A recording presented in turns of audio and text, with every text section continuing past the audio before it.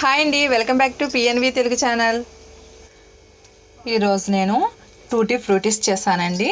ఇవిగో చూసారా, ఇవే టూటీ ఫ్రూటీస్ మనం షాపుల్లో తెచ్చుకుంటాం కదా, అవి మన ఇంట్లోనే చక్కగా తయారు చేసుకోవచ్చండి. చాలా బాగా వస్తాయి, షాపులో ఉన్నట్టే ఉంటాయి అన్నమాట. ఇవి ఎలా తయారు చేశాను అనేది మీకు చూపిస్తానండి. నేను చూసారా, 2 కలర్స్ మాత్రమే చేశాను. ఇవి 2 కలర్స్ని కలిపేసాను. చూడండి, చూడడానికి కూడా ఎంత బాగున్నాయో. ఇలా చేసి పెడితే పిల్లలు కూడా చాలా ఇష్టంగా తింటారు. నేను ఈ టూటీ ఫ్రూటీస్ ఎలా తయారు చేశానో ఏంటనేది నేను మీకు వీడియోలో చూపిస్తానండి.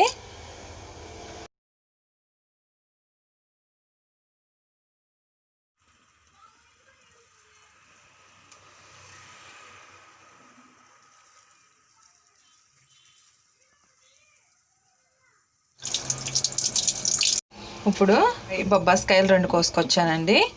చెట్టువి ఇందాక మీకు చెట్టు దగ్గర చూపించాను కదా, మా చెట్టువే కోసుకొచ్చాను నేను. ఇప్పుడు వీటిని మొత్తం పైనంతా తీసేయాలన్నమాట. గ్రీన్ కలర్ అనేది మొత్తం తొక్క అనేది మొత్తం చెక్కేయాలి.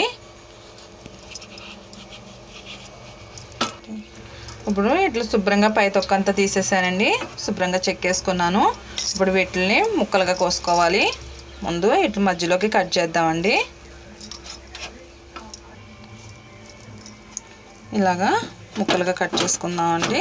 దీన్ని కూడా కట్ చేద్దాం.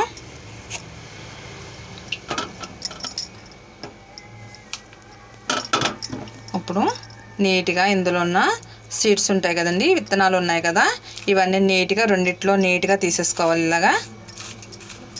ఇప్పుడు మొత్తం ఇందులో ఉన్న వైట్దంతా మొత్తం తీసేసానండి. నీట్గా చూసారా ఎంత బాగా వచ్చేసిందో, నీట్గా వచ్చేసింది. తీసేసి ఇది వాటర్తో శుభ్రంగా కడిగేసాను. ఇప్పుడు వీటిని చిన్న చిన్న ముక్కలుగా కట్ చేసుకుందాము. ఇలాగా సన్నగా చేసుకుని చిన్న చిన్న ముక్కలుగా ఇలాగా కట్ చేసుకోవాలండి.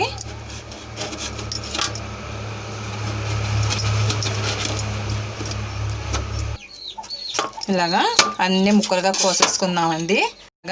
ఈ పప్పాయి మొత్తం ఈ బొబ్బాస్కాయ ముక్కలన్నీ కోసేసుకుందామండి. చూసారా, ఇలాగా చిన్న చిన్న పీసులుగా కట్ చేసుకోవాలి.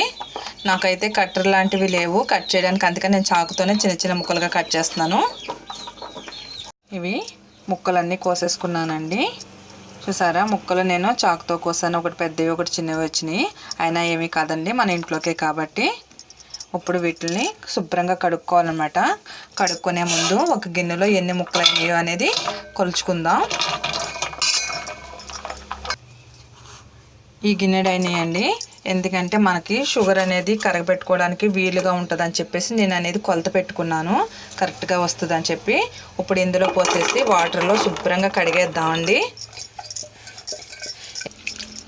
ఈ శుభ్రంగా వాటర్లో కడిగేయాలండి, ఎందుకంటే ఇందులో మనకి పాలు అనేవి వస్తాయి కదా, బొబ్బాస్కాయల్లోనే ఒక లిక్విడ్ లాగా పాలులాగా జిగురులా వస్తాయి కదండి, ఆ వాసన అనేది ఉంటుంది అనమాట. అది పోవడం కోసం మనం శుభ్రంగా కడిగేసుకోవాలి వాటర్లో.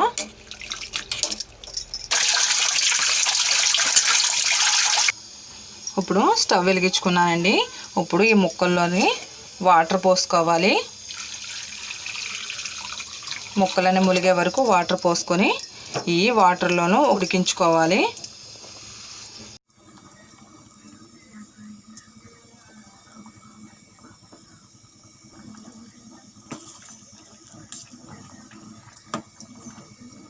ఉడికినాయో లేదో చూద్దామండి.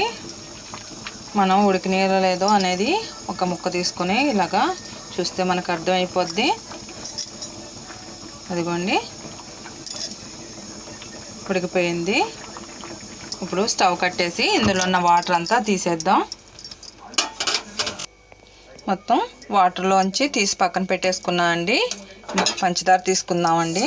ఈ గిన్నెతో అయినాయి కదా బొబ్బాస్కాయ ముక్కలు, ఈ గిన్నెకి హాఫ్ గిన్నె వచ్చేసి పంచదార పోసుకుందాం. వాటర్ కూడా హాఫ్ పోసుకుంటే సరిపోతుందండి. పోసుకొని మొత్తం పంచదార అంతా కరిగించుకుందాం. ఈ షుగర్ మొత్తం మెల్ట్ అయిపోవాలండి, మొత్తం కరిగిపోవాలి. పంచదార మొత్తం కరిగిపోయింది కదండి. ఇప్పుడు పంచదార కరిగిన తర్వాత ఈ ముక్కలు ఉన్నాయి కదా, ఈ ముక్కలన్నీ ఇందులో వేసేసుకుని మళ్ళీ ఉడికించుకోవాలి పంచదార పాకం పట్టే వరకు.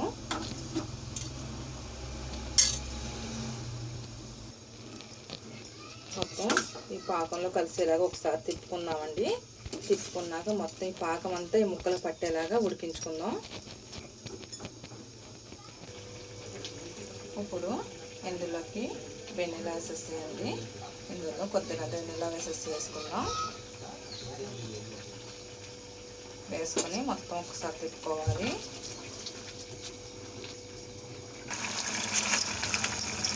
ఇది పాకం అంతా దగ్గరకు వచ్చేస్తుందండి. ఈ ముక్కలకు పడుతుంది అనమాట. ఇప్పుడు ఇలా దగ్గరకు వచ్చినప్పుడు మనకు అర్థమైద్ది. ఇలాగా ఏళ్ళ మధ్యన ఇలాగ స్టిక్కీగా కొద్దిగా అంత జిగురుగా వస్తుంది అనమాట. పాకం ఇలా వస్తే సరిపోతుంది. ఇప్పుడు స్టవ్ కట్టేసేసి మూత పెట్టి ఉంచుదామండి. ఒక పావు గంట మూత పెట్టి ఉంచితే ఏమవుతుందంటే ఈ పంచదార పాకం అంతా ఈ ముక్కలకి బాగా పడుతుంది. ఇప్పుడు పావు గంట అయింది కదండి. ఇవి తీసుకుని ఒక గిన్నెలో వేసుకుందాం. ఇలాగా 2 బౌల్లోనూ నింపుకోవాలి.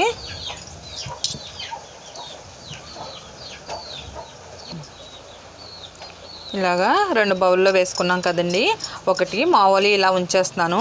ఇంకొక దాంట్లో ఫుడ్ కలర్ వచ్చేసి ఆరెంజ్ కలర్ ఉందండి. నా దగ్గర కలర్స్ ఏమీ లేవు. మీ దగ్గర కలర్స్ ఉంటే వేసుకోవచ్చు. గ్రీన్ కానీ రెడ్ కానీ ఏమైనా వేసుకోవచ్చు. ఆరెంజ్ కలర్ వేసి మొత్తం కలుపుకుందాం.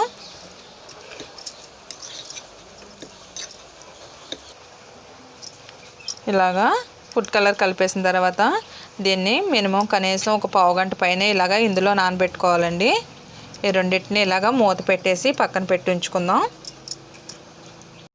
వీటిని టూటీ ఫ్రూటీస్ అండి. 2 కాటన్ క్లాత్లు తీసుకున్నాను. ఒక 2 ప్లేట్లు తీసుకుని 2 కాటన్ క్లాత్లు తీసుకుని ఈ ప్లేట్ల మీద వేసుకున్నాను. ఇప్పుడు ఈ ముక్కల్ని ఈ స్ట్రైనర్లో మొత్తం పాకం అంతా తీసేద్దామండి. ఒకసారి ఈ పాకం అంతా తీసేసిన తర్వాత ఆ క్లాత్ మీద వేసుకోవాలి. ఇవి ఎక్స్ట్రా ఉంది కదండి, పాకం పట్టినంత వరకు పడుతుంది ముక్కలకి. మిగతాది తీసేసుకోవాలి. ఈ ముక్కలన్నీ ప్లేట్లో వేసేసుకుందాం. క్లాత్ మీద వేసేసుకుని పలసగా ఇలా అనుకుంటే ఈ పాకం అనేది మనకి ఆరిపోద్దండి. ఫ్యాన్ దగ్గర ఆరబెట్టుకోవాలి ఫస్ట్. తర్వాత రోజున తెల్లారి మనం ఎండలో ఆరబెట్టుకుంటే చక్కగా ఎండిపోతాయండి. ఇది కూడా వడకొట్టేసుకుందామండి. ఇవన్నీ ఇలా చేసుకుంటే అండి మనకి ఇలా 1 మంత్ వరకు నిల్వ ఉంటాయండి. మనం ఒక డబ్బాలో స్టోరేజ్ చేసుకుని ఫ్రిడ్జ్లో పెట్టుకుంటే నెల వరకు కూడా మనకి పాడవకుండా అలాగే ఉంటాయన్నమాట.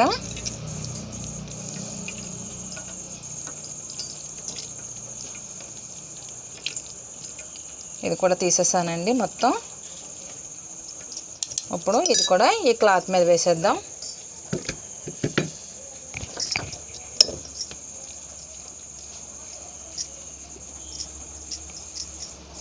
ఫ్యాన్ దగ్గర ఆరిన తర్వాతే మనం ఎండలో పెట్టుకోవాలండి. ఎందుకంటే ఈ షుగర్ అనేది పంచదార పాకం అనేది ఉంది కదండి, పాకం అంతా ఆరిపోతుంది అనమాట. ఫ్యాన్ దగ్గర ఆరిపోయిన తర్వాత మనం ఎండలో పెట్టుకుంటే చక్కగా బాగా వస్తాయి అన్నమాట. చూసారండి, టూటీ ఫ్రూటీ చాలా సింపుల్గా చాలా ఈజీగా మనం ఇంట్లోనే తయారు చేసుకోవచ్చు. ఈ పెద్ద కష్టమేం కాదు. మనం చూస్తే అనుకుంటాం ఎలా చేయాలా అని అనిపిస్తుంది.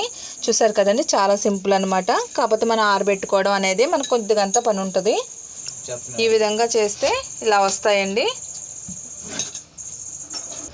మనం ఇలా ఎండలో పెట్టుకుంటే చక్కగా మనకి ఇలాగా పొడి పొడిలాడుకుంటా టూటీ ఫ్రూటీస్ రెడీ అయిపోతాయండి. చక్కగా పిల్లలు చాలా ఇష్టంగా తింటారు.